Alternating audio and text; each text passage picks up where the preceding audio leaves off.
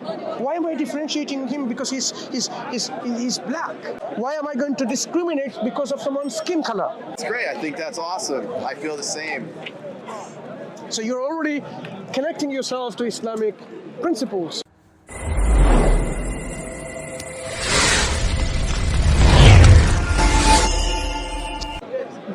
Creating artificial difference between skin color and so on. That's not how your heart and mind is configured in this way. You would say like, why am I differentiating him because he's black, for example? So when you have a system in God says black and white has no relevance. Yes. Yeah? English and Chinese has no relevance. All that matters is how conscious you are of God and how righteous of you are in your deeds with God. You'd say that's the way to live. That's the best way to conduct our lives. Because why am I going to discriminate because of someone's skin color, someone's ethnicity, someone's race or language? Or do you see that? That's what Islam does.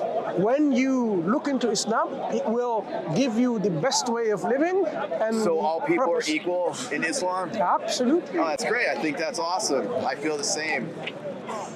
So you're already connecting yourself to Islamic principles. Yes. Islam says that you should really be responsible for your actions rather than blaming on someone else. So you should do the work and so on rather than being lazy. So no gambling, because that's the sign of laziness, yes. irresponsibility, and greed. You will say, makes sense. I should really work, and then I will enjoy what I've worked and the reward that I get at the end of the day because of my labor. Then I'm fulfilled and content of that. So Islam wants to make us active rather than lazy. Does it click? Does it sound right? I mean, these all sound like very sound ideas, based in good moral backbone. So I commend you for what you're saying. So that's what I'm saying. If you haven't thought about Islam yet, perhaps it's time to explore about it. Okay. Explore about Islam, what we believe about God and about this life and afterlife, what we believe about ourselves and our purpose of existence. Do you have a background? Yeah, but I was curious. You said there's heaven and hell. So if you don't convert to Islam, are you going to hell? Not everyone goes to hell. The ones who are stubborn and arrogant and yes. reject the truth while knowing it, they're the ones that go to hell. What about people who never had the opportunity to be exposed to Islam? Will they go to hell like a Fijian person in the year 900 or someone who lived in, some place that never had any exposure to Islam? Are they Beautiful still going question. to hell? Beautiful question. Islam, through the Quran and the prophetic statement, answer this question. Two things. Firstly, God does not punish anyone, any community, any nation, until a warner or a messenger is sent to them, telling them what is required of them. Number one principle. Yep. So, because He's just. He doesn't punish anyone until someone comes and tells them this is what you're supposed to do or not. Yes. Secondly, all communities, nations had been sent a warner. Okay? Yeah. So now we know from this that everyone had a warner. There might be times when there is called the fatra, the intermissions between two prophets at that time. So the people would be questioned of the use of the intellect at that point. If there was not a direct guidance through a prophet and a messenger, or whatever they had has been somehow corrupted and diluted and transfigured in a way that is not recognizable as the original truth, they still have the faculty of intellect. They need to use their intellect in a sound manner, and if they did, then they will not end up in hell. Quran tells that very clearly. If you used your sound intellect, you would not lead a life like this, which deserve you go to hellfire. Rather, you would be a worshipper of God. You would say you have some kind of belief system in a supreme being, and you would say that's the one being who is worthy of our worship and so on, even though there's no one to tell you about that. Yes. All right. Well, it sounds like everything you have to say is very fair. We say there's nothing worthy of worship except the one who created us. This tree, the sun and the moon that you see over there, nothing is worthy of worship. They are all creation. The one who deserves our worship, which worship is a very loaded word. Yeah. Think about worship as showing your ultimate gratitude. Not only your thankfulness and your reverence, but your gratitude. Yeah, all your praise and gratitude, because the one who is worthy of that. So, for example, if someone helped you so much, you're going to be thankful with them, right? You will say, "I'm so thankful for you for what you've done." This is an appreciation of that person's worth, because that person has done that to you. You'd say, "I thank you for that."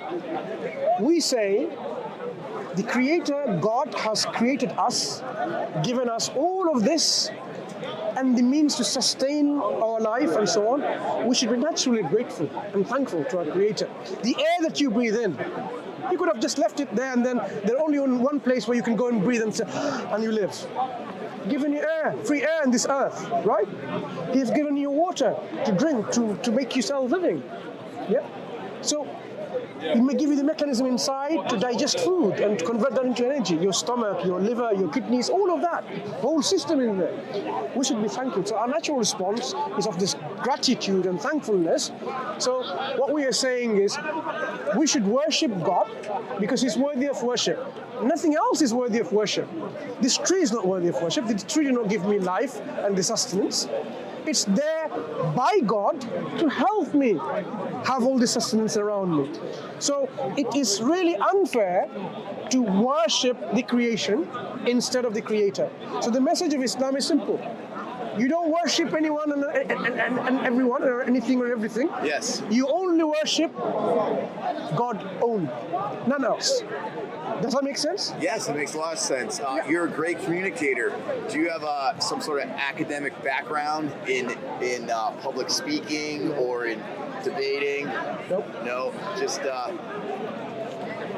I mean, just being yourself. You can have training and courses to help you and so on, of course. Yes. People do that all the time in their everyday working. You know, if you work in a particular, a field of work, whatever work you're doing, you need to communicate. Of course, this comes with training within that. So it's not something that's rocket science. Everyone learns and communicates. Thank you for taking the time to speak with me. I enjoy listening to you, and I'm going to just continue on and see what else I can learn today. Sure. But continue asking questions. The next step is about how can we confirm Prophet Muhammad is the messenger of God? Because we assert prophets and messengers and warners came to nations in the past, right? But a final messenger came. His name is Muhammad, who came in Arabia. It's not unusual that he came from Arabia because many prophets and messengers came from Middle East. Okay, Moses from the Middle East. Jesus from the Middle East. Okay, it's not unusual to expect someone from the Middle East. And the Quran that he brought, the final book from God, was in Arabic.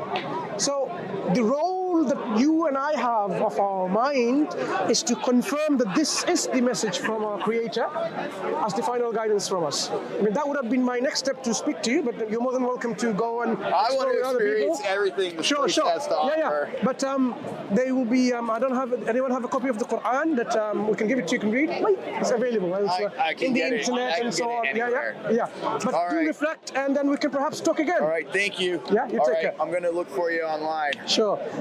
There's a channel called DawahWise. It's our channel, so you can log into that. You take care, my friend. See you later. I mean, you have just some time for it. I'll be very short. Yeah, inshallah.